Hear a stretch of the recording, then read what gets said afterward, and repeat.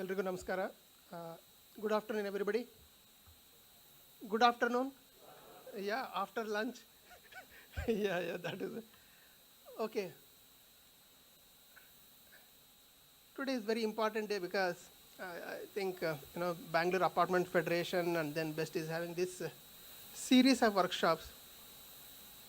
And every time when I get an opportunity to interact with this, I always keep emphasizing this point. In public domain, pollution means generally for common man, industry will come into picture.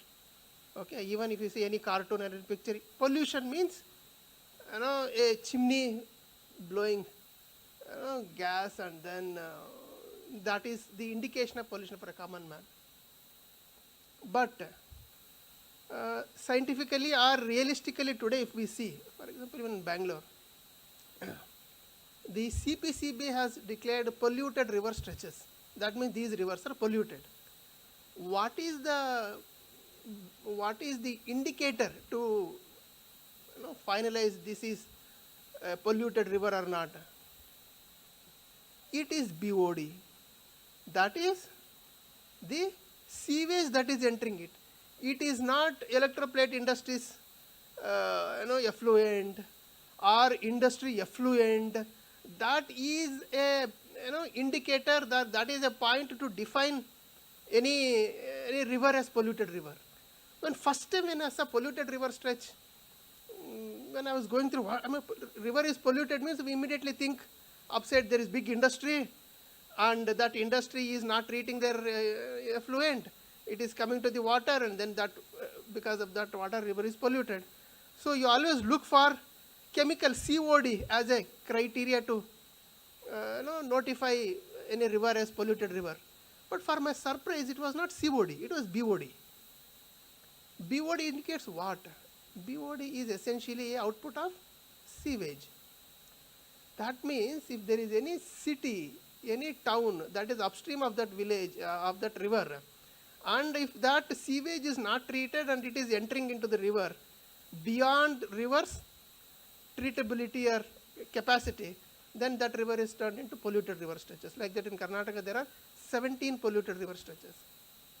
Why I am saying this is, gone are the days, maybe 50 years back, when we say pollution industry was the, I don't say culprit, but it's a reason for pollution. Today, anything about pollution or any discussion on that pollution, essentially, I don't completely say industry is �दूध को धुला हुआ है. I'm not saying that, but apartments or residence or urban setting is taking a major reason for all kinds of pollution issues. It could be solid waste, it could be liquid waste, or any kind of waste. Okay? Today in Bangalore, you see the problem of landfills and other things. Today in Bangalore, if you discuss about pollution, do you think chimney is the point of discussion or landfill is the point of discussion? It's landfill is the point of discussion. Now, do you think any industry waste is going to the landfill? No. It is urban residential waste that is going to the landfill, and unscientific management of this is essentially the biggest problem. Second is even sewage. Okay, we say in Bangalore, Arkavat is polluted, ऋषभावती is polluted, kind of a thing. We hear all this. Now this pollution is by any industry. Again there, it's not COD is the point, it is BOD is the point. That means the untreated sewage entering into water bodies is the real culprit of pollution. If overall, if I say, today, yes, industry also takes part in it, but majority, significant contribution to the pollution, especially water and land, is not from industry but from residential townships. Maybe a significant part of air pollution, I think I still account for industries as a major factor, but as far as water is concerned and as far as soil pollution or this kind of concern is residential things. When that is the slow change in the contributors for pollution, it is high time that we identify we are the responsible and we have to take measures to address this problem. And there are two ways. Now, government sector is one where all residential layouts, public are living.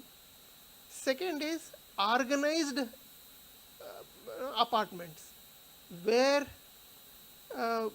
today if I see, I think nearly in Bangalore, nearly 30% of Bangalore population lives in apartments today. Significant, nearly 30%, and it keeps on increasing. Okay. So any measure that a civic society takes up in addressing this problem, essentially it should come from now this 30% of the population.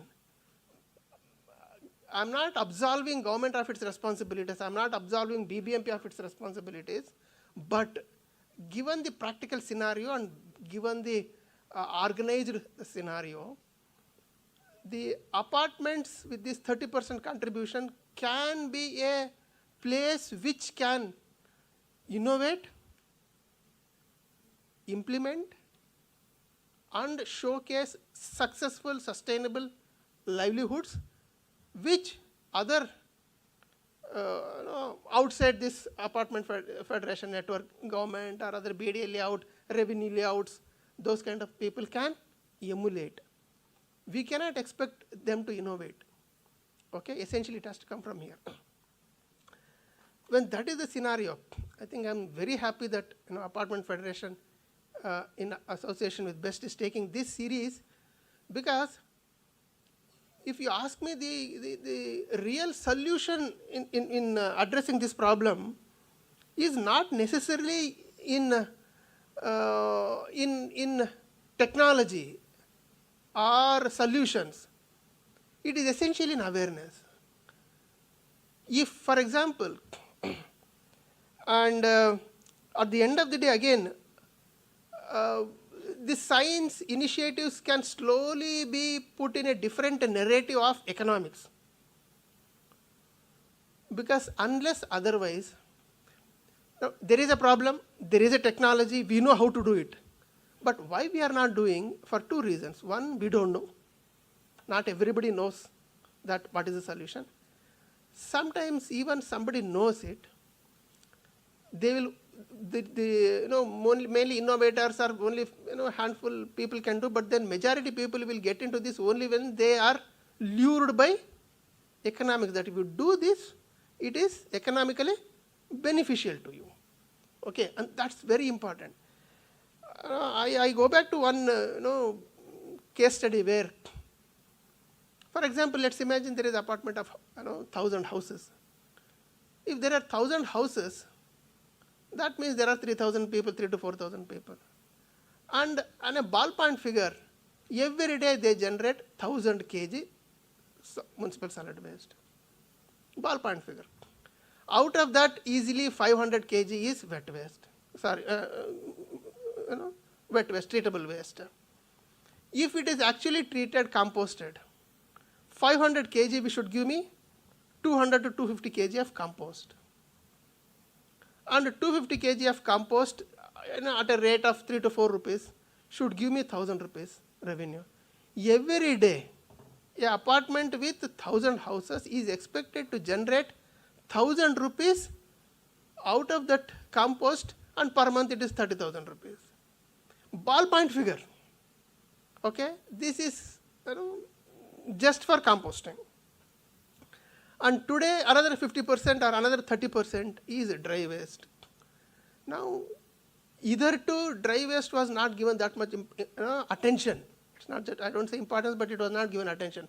But today, with more and more consumerism and then more and more change in lifestyles, the percentage of dry waste that is getting into municipal solid waste is increasing. Now, when I say that I don't see it as challenging is increasing. I would like to put it as opportunity is increasing, because in one function, somebody really demonstrated very well. Sir, ನೀವು ತಗೊಳ್ಳಿ ಇದೊಂದು plastic bottle ಪ್ರತಿ ಮನೆಯಲ್ಲಿದೆ. If you throw this plastic bottle in dustbin, and if somebody is coming to collect, you are selling it, the rate is 5 rupees per kg. I'm just giving one number. Suppose you, instead of throwing that plastic bottle, you uncap it and you throw cap separately and bottle separately. Then the value of bottle is now not 5 rupees, it is 8 rupees per kg. Now, second is, instead of throwing that bottle, take that bottle and on that bottle there is a wrapper. Okay? You take out that wrapper and throw that bottle and throw wrapper in another one. Now the rate is 10 rupees per bottle. Okay? It is, I was asking him, why yaar, it's same bottle, now if I put bottle I am getting 5 rupees, but I am just taking it out, I am getting 10 rupees and 15 rupees per kg. The point is, whosoever is taking it, the amount of manual labor that is involved in uncapping, taking out wrap, and then using it for recycling. Recycling is a wonderful and highly economical activity, provided it is uniform. If only bottle caps is put, they can do wonders with that bottle caps. If only plastic, uncolored plastic bottle, he can do wonders. If you only give him that wrapper, he can do wonders. But if you club everything, he can't do anything. Okay? Because there is so much of labor involved. If the person who is disposing at the ground level itself, if it is taken it out, it increases the recyclability of that material to an extent it becomes economically viable. Why not only viable, it becomes economically competitive, and more people will come into this sector for collecting, recycling, and then reusing this. It is a simple change in behavior. It is not a great effort involved in apartment level for doing this. It is a simple change in behavior. If majority of the people are become aware of that, it will get into wonders. So like this, for example, again, today other solid waste like e-waste. Somewhere I was reading, if 1 ton of gold ore is mined or processed, you get, I think, 1 gram of gold. If 1 ton of e-waste is processed, collected, you get 10 times of that gold, and then many times many other precious metals. It is such a valuable commodity. But then somewhere we are yet to graduate from municipal solid waste, sewage waste. All other these wastes are still in the pipeline. In fact, these days when our office is processing these applications for 𝗖𝐶, I have started putting additional conditions wherein, see, today if there is any apartment is coming, what will be the condition they put? You have to have a dedicated sewage treatment plant. That is a standard thing that we put. Now these days I have started putting, because that is for sewage ho gaya. When it comes to solid waste, like an apartment, how they dedicate space for playground, how they dedicate space for your BESCOM line or that kind of a thing. Similarly, now they should dedicate place for collecting, segregating wet waste, collecting, segregating, or dismantling e-waste, dedicated place for collecting, segregating dry waste, this kind of, because the amount of waste that is coming there is enormous, and it is a continuous. Okay, so slowly we are putting these conditions in these new buildings, but any of these apartment people which are already there, they should essentially identify, because at the end of the day there has to be a facility to do this at the ground level, then people will slowly understand how it can be done. Like this, in waste management, it is a real economic opportunity if we handle it properly and look for avenues. In fact, Bangalore Apartment Federation or through these forums, even they can look for some I don't call subsidy but incentives from solid waste board kind of a thing, wherein our agriculture department, agriculture department purchases manure and then give it to people. There is a big budget for that. If Bangalore, if the manure compost that is generated from an apartment, there are big apartments of 2,000, 3,000, 5,000 houses in Bangalore. Now the agriculture department should be given an incentive that whosoever is giving this compost from apartments, it should be incentivized procurement from agriculture department, but that it can go to farmer's field. Now any apartment which is having, in fact earlier we are giving these authorizations wherein there is a catchment for some organization to go like e-waste collection kind of a thing. I mean, government even we can think of now, ward wise. In this ward there are 100 apartments of so many this. If there is a ward with 10 or 15 big apartments where 50,000 people live, now this 50,000 people will definitely generate substantial quantity of e-waste, substantial quantity. And a e-waste recycler can be now allotted by this, today it is not, catchment is not fixed. Somebody will purchase from there, somebody will purchase from there, and then they start fight among themselves for cheaper rates for many other things. That is the problem of collection and processing. Instead of that, if we have a dedicated areas, so that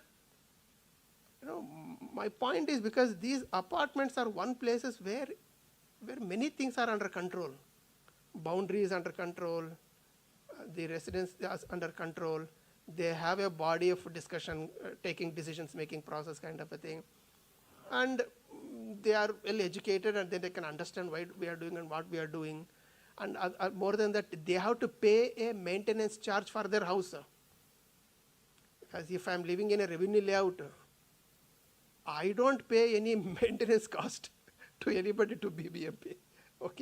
But if I am living in an apartment, apart from paying my electricity bill and water bill, I also have to pay maintenance charge for that. And again, that maintenance is done by BBMP. So I am doubly charged there. So they have a financial burden on them. So given these situations, apartment can be a best place to innovate, introduce, initiate these innovative waste management practices. To that extent, whole city pollution level load will come down, as well as the success of this can percolate into other residential layouts, it could be BDA revenue, other layouts, and slowly the problem that we are endowed with can be managed, addressed slowly. I think in this direction, I think whatever initiation that has been done, I saw that portal, website, and then QR code.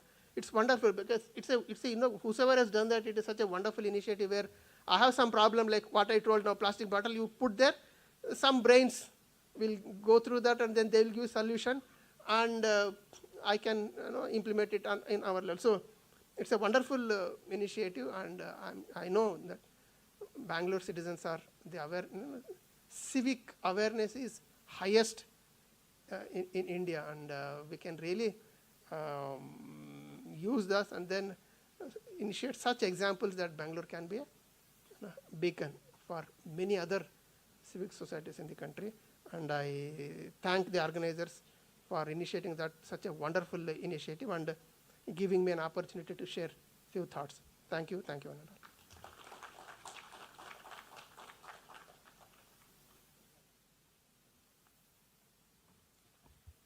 Thank you, sir, for those insightful remarks. May I now request Mr. Anantaraman and Mr. Satish Mallya to kindly present a memento to our esteemed chief guest as a token of our gratitude and respect.